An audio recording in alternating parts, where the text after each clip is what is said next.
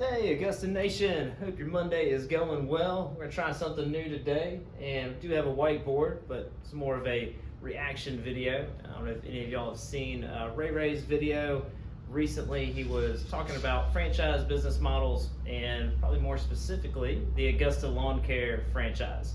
And so I've got a couple questions up here that I think his video kind of highlighted as far as if you watched it. A lot of people that aren't in a franchise and never really looked into one have a lot of these same questions. So I think it could be pretty helpful. And so what we'll do is I will answer these questions with my experience as an Augusta franchisee here in Augusta, Georgia. And this is the only franchise that I have experience with. So we'll start with the bottom one first, since it seems like it was the most hotly debated topic here, as far as what does it cost. And so, why would I pay money to a franchise, and as I get larger and more experienced, keep paying you more money? Whereas a lot of franchises that do a percentage of revenue, that is correct. You start out paying less, and the bigger you get, you end up having to pay more. And it's at a time when you actually don't need what a franchise offers. So with Augusta, we have a flat fee model. So you pay an initial franchise fee, a one-time fee of, I think now it's $25,000. So it's $25,000 initial fee, and then it goes up to $1,200 a month. So it's $14,400 a year, but you don't pay a percentage based, it's a flat fee. And so now that we know how much it costs, at least with the Augusta model, we can go into some other questions that Ray, as he was talking through his video, this one question kind of encompasses a lot of the questions that he was having, as far as what does a franchise offer. And so it's a great question, like, why would I be paying this money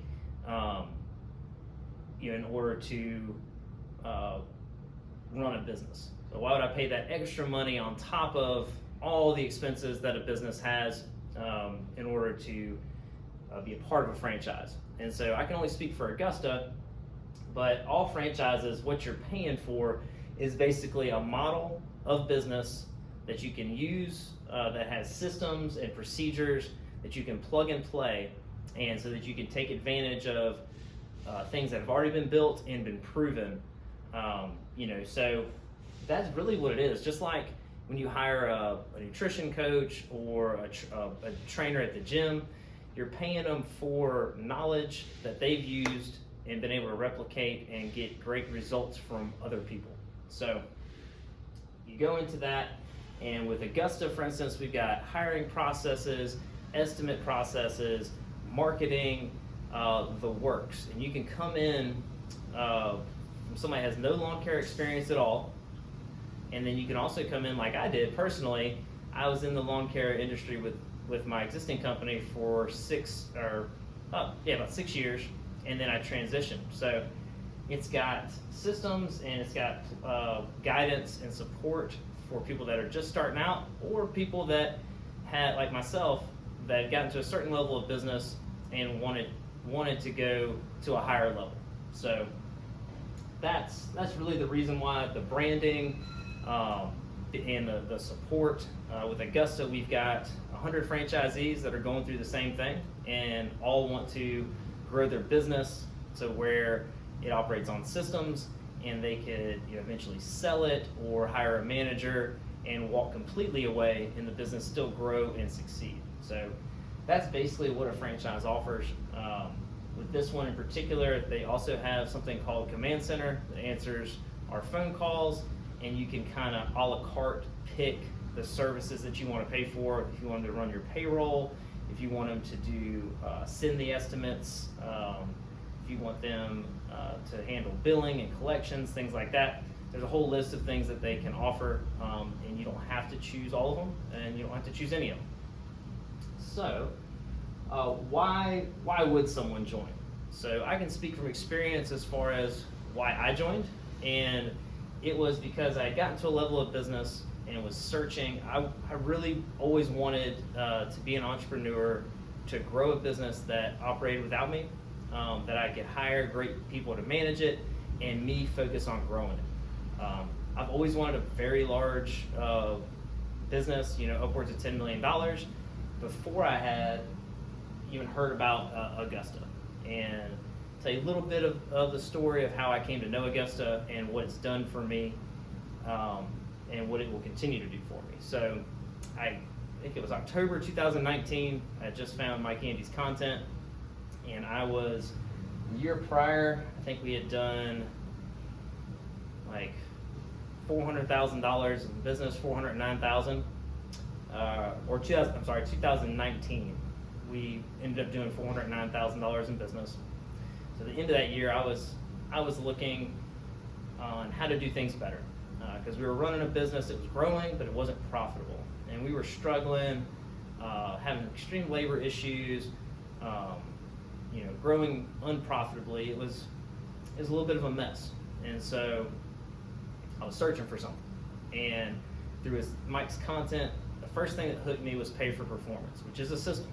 It's a system of how we pay our team, and we pay them based on a percentage of revenue.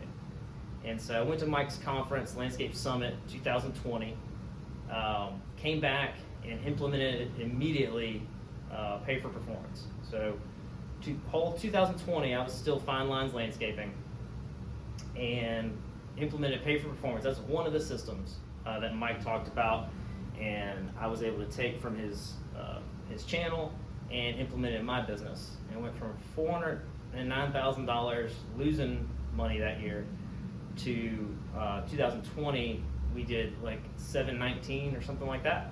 So that was pretty awesome, and I could tell it was working. So in September 2020, I called, made the franchise call, and signed up with Mike. Said we'll start January 1st. So that's when we became a Augusta franchisee here in Augusta, Georgia, officially January 1st, 2021. So, why someone would join is because, number one, they're uncomfortable with where they're at, and they are searching for something more than what they have. As far as how do I grow this business? Where I'm not currently right now, I'm not where I want to be, and I want to find a way to get to where I want to be. So if you're comfortable, whether it be an owner-operator, or you've gotten to a level of success in your business that you don't want anything more, or you don't want to change anything, then I definitely wouldn't think a franchise would be for you. But if you are struggling, beating your head up against the wall, like for me, I was trying to sell the business several times just to get out of it and be like, look, I'm running away from this, I want to find something new. Luckily I didn't, because we went from 409 in 2019 to 719 to 1.15 million last year, and this year we'll do I think like 1.3. So financially we're in much better health, and we're doing well. So in that video, there was mentioned Ray talking about chucking a truck, and he started out the video saying that he's been, I think somebody in the comments might have said something about it, and it might have sounded derogatory. And I can see that, especially if somebody's like, well, you're just a truck in a truck, or they're being demeaning. But the term in itself, chucking a truck, the vast majority of lawn care providers, the vast majority of small business in general, especially the service business, is an owner-operator. It's not like their brand is nationally known, and you can't really distinguish them from any others in their field. Personality-wise, yes. Service offerings, yes. But as far as like a consumer, they don't know the difference between Ray's Lawn Care and Fine Lines Landscaping, or a Cut Above, or any of the owner-operated businesses. Just don't have that brand recognition. They don't have what a larger company would have as far as in the way of brand, systems, and getting that same experience over and over again. That's really all it means. It's not derogatory at all.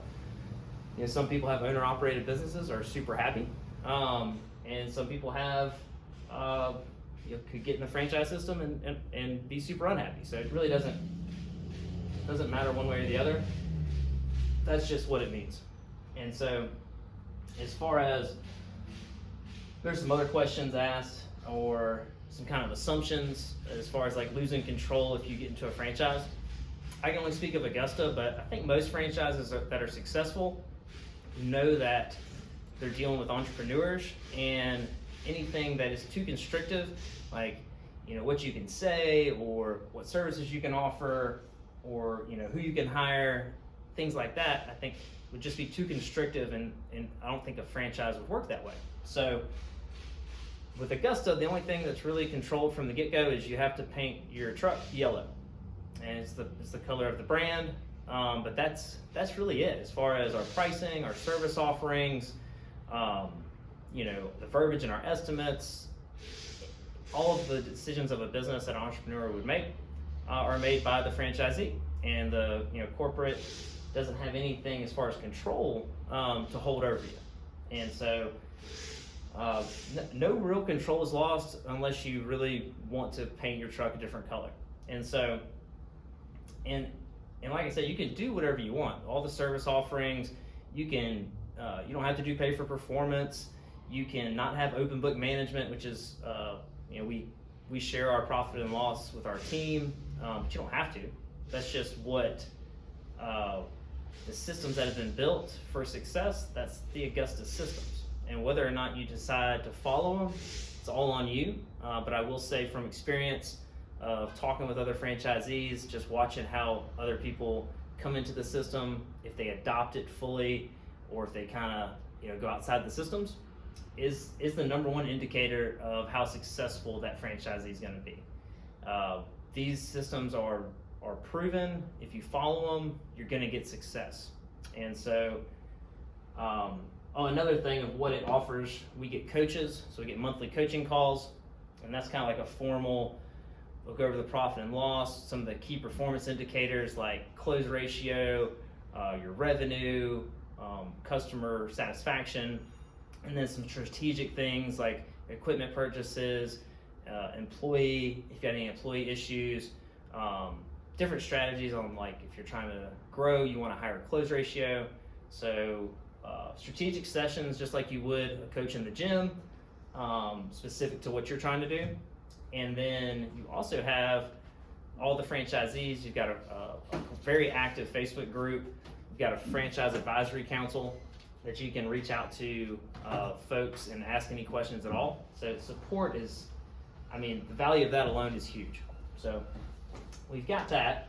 And then as far as like it uniting us, anybody in the comments, hopefully it wasn't anybody from Augusta, but what we're trying to do is increase the level of professionalism in the industry, and that's our common goal. So like people are talking about chucking a truck and things like that. That's not something that is a derogatory term that people at Augusta think about. It's just, so hopefully it wasn't anybody from the franchise, if anybody had any derogatory comments. I don't think they would. So let's see here. I already covered what does it cost, and so I think I've covered everything. What it offers, the value. I'm obviously biased. I'm in the system. I absolutely love it, but I'm also somebody that came in, already had a business. Some would say was doing decent. It was growing. We were doing a little over 400,000, and then the year after that, I took one of the systems, took the business to 700,000, and I still saw value to join Augusta. So I hope anybody has any questions at all. Please feel free to put it in the comments. I look forward to hopefully Ray and Mike Andes will end up having a video together. I think that'll be really cool. And I think as far as our goal of increasing the level of professionalism in the industry, that's what we're all about. So hopefully we can continue doing that. Hope you have a great day. What's up, Elroy? I'm distracted. I'm just long enough out there for you.